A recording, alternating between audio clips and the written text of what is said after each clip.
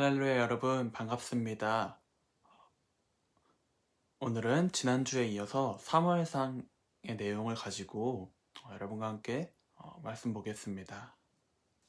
여호수아가 죽은 후부터 사무엘 선지자가 등장하기 전까지 약 350년 정도의 역사가 기록된 사사기가 있습니다. 성경에 사사기가 있죠. 그 사사기의 마지막은 이렇게 끝을 맺고 있습니다. 읽어드리겠습니다.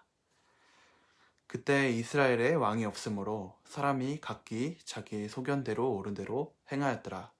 사사기 21장 25절. 여기에 그때 사사기 시대에 이스라엘 백성들에게 왕이 없었다라고 나옵니다. 지난주에도 이 왕에 대해서 여러분과 함께 말씀 나눴죠. 마지막 사사인 사무엘은 나이가 들어서야 사울이 초대 왕으로 부름받았기 때문에, 기름 부음을 받았기 때문에 이 구절은 맞는 이야기입니다. 그런데 이 구절은 중의적인 뜻을 담고 있습니다.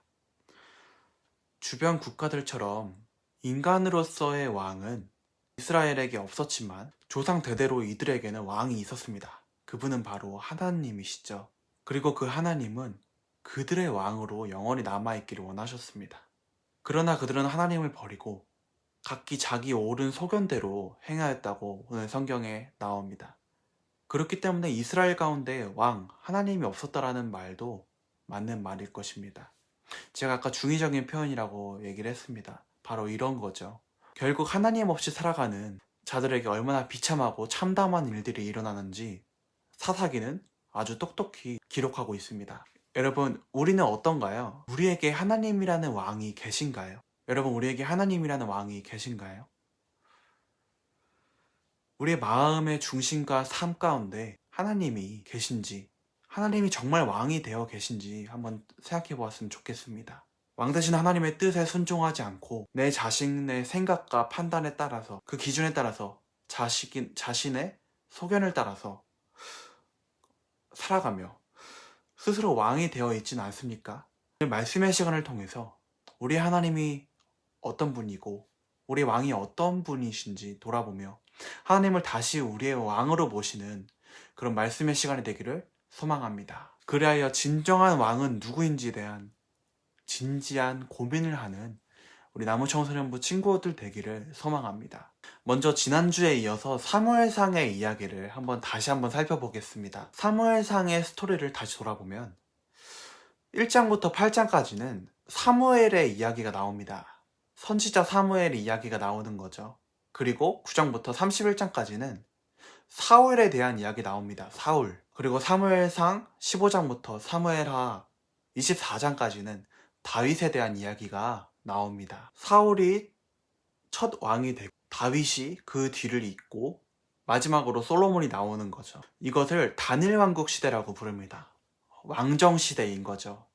사울, 다윗, 솔로몬으로 이어지는 단일 왕국 시대가 있었습니다. 오늘 우리가 함께 읽은 본문은 사무엘은 왕 때문에 또 마음이 상했다라고 나옵니다.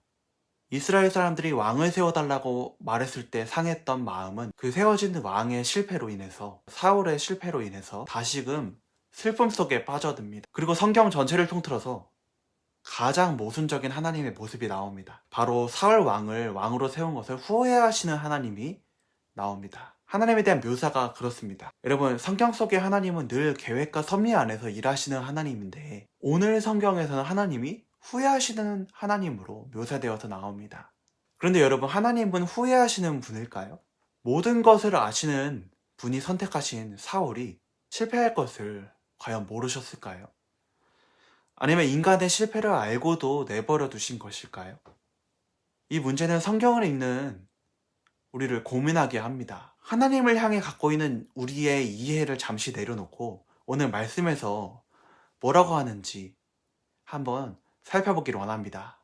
이 본문의 이야기에 집중해서 보면은 조금 다른 관점에서 볼 수가 있습니다. 하나님은 이 본문 속에서 분명히 후회하고 계십니다. 그렇지만 우리가 반드시 알아야 할 것은 성경 곳곳에서 하나님에 대한 묘사가 엇갈려서 나온다는 것입니다. 일관된 묘사가 아니라 엇갈린 묘사가 분명히 존재한다는 거죠. 그렇기 때문에 우리의 생각으로 모든 것을 다 담아낼 수 없는 분이 바로 이 하나님입니다. 우리의 생각과 우리의 관점으로 담아낼 수 없는 분이 바로 하나님입니다.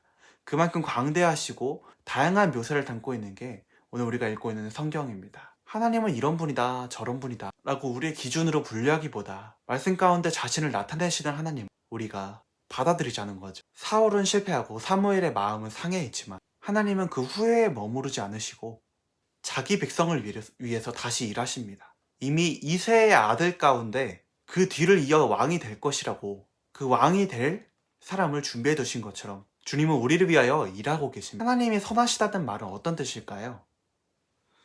무조건 우리를 위해서 우리가 원하는 것을 채워주시는 신일까요? 아니요, 하나님은 자기 뜻을 바꿔서라도 선한 방향으로 하나님의 백성을 이끌어 가시는 분입니다. 선하신 주님은 언제나 자기의 백성을 향한 선하신 계획을 갖고 계십니다. 여러분을 향한 분명한 계획을 갖고 계십니다. 여러분 혹시 어려운 일을 겪고 있습니까? 낙심되고 힘든 가운데 있는 친구들이 있습니까? 어려운 문제로 인해서 마음이 많이 상한 친구가 있습니까? 혹시 지금 겪고 있는 상황이 내 생각과 많이 다르더라도 우리 주님의 선하심에 기대어서 내 마음을 단단히 하시기를 축복합니다. 마음을 단단히 잡고 한 주간 신실하게 살아가기를 축복합니다. 여러분, 말씀을 정리하겠습니다. 너무나 인격적이고 사랑이 많으신 왕 되신 하나님을 무시하고 그 말씀에 따라서 살아가는 것을 기뻐하지 않고 오히려 자기 자신이 스스로 왕이 되어서 하나님의 말씀을 걸러서 들었던 우리의 모습은 여전히 사사기에 나타난 사람들의 모습과 같습니다. 이 사사기에 나타난, 그리고 사무엘상에 나타난 인간의 모습과 여전히 같습니다. 그대로입니다. 하지만 신약시대를 사는 우리에게 누가 왕인지는 중요합니다.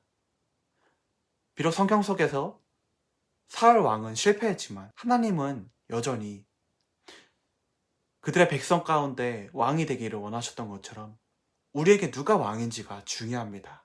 사람이 아닌 하나님을 선택하는 우리 나무청소년부 친구 여러분이 되기를 바랍니다. 하나님께서 통치하시고 회복시켜 주신다는 것을, 우리 상한 마음을 회복시켜 주신다는 것을 기억하고 하나님께 뜻과 지혜를 구하는 우리 친구들이 되기를 소망합니다.